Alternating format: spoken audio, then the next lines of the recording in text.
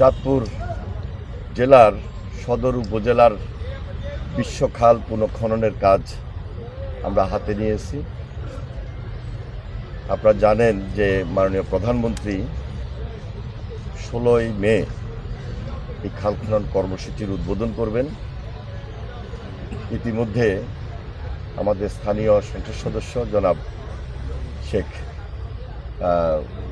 ফরিদ আহমেদ মানিক সাহেব, তিনি সহ আমাদের ডিসি সাহেব, কর্মকর্তাবৃন্দ, আমরা সবাই এখানে সরেজমিনে তদন্ত করেছি। শহীদ রাষ্ট্রপতি জিয়াউর রহমান তার জীবদ্দশায় খাল খনন কর্মসূচি হাতে নিয়েছিলেন। সেটা ছিল একটা আন্দোলন, একটা বিপ্লব। মাননীয় প্রধানমন্ত্রী জনাব তারেক রহমান, ওনারই জ্যেষ্ঠ সন্তান, আমাদের নির্বাচনী প্রতিশ্রুতি অনুযায়ী আমরা খাল খনন কর্মসূচিকে খুব বেশি প্রায়োরিটি দিয়েছি। জনস্বার্থে, জনগণের সুবিধাকে বিবেচনা করে এটা একটা নতুন জাগরণ সৃষ্টি হয়েছে। ইতিমধ্যে আপনারা তাও লক্ষ্য করেছেন। মাননীয় প্রধানমন্ত্রী কয়েকটা জেলায় গিয়েছেন, উদ্বোধন করেছেন, এবং আমাদের অনেক সংসদ সদস্য এবং মাননীয় মন্ত্রী যারা রয়েছেন বিভিন্ন জেলায় আমরা এই কর্মসূচি পুনঃখননের জন্য হাতে নিয়েছি।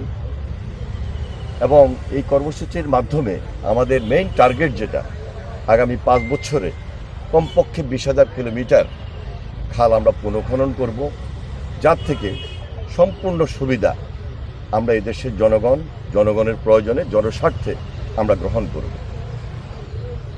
আমাদের এই বাংলাদেশটাকে নতুনভাবে গড়তে হবে এবং সেই গড়ার লক্ষ্যেই আজকে এই কর্মসূচি।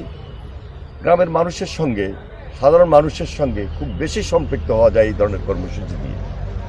এর আগেও মাননীয় প্রধানমন্ত্রী জনাব তারেক রহমান ইউনিয়ন প্রতিনিধি সভা করে সাধারণ নেতাকর্মীদের সাথে, সাধারণ মানুষের সঙ্গে সম্পৃক্ত হয়েছেন। এখন প্রেসিডেন্ট জিয়ার এই অসমাপ্ত কাজ সমাপ্ত করার মাধ্যমে তিনি যে নতুন নেতৃত্ব দিচ্ছেন, নির্বাচন হয়েছে 2 মাসের, খুব একটা বেশি, 2 মাস 2.5 মাস হয়েছে।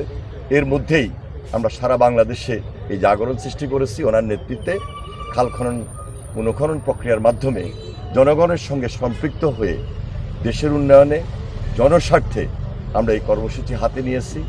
আমার দৃঢ় বিশ্বাস আমরা 5 বছরের মধ্যে একটা স্বনির্ভর বাংলাদেশ করতে সক্ষম হব।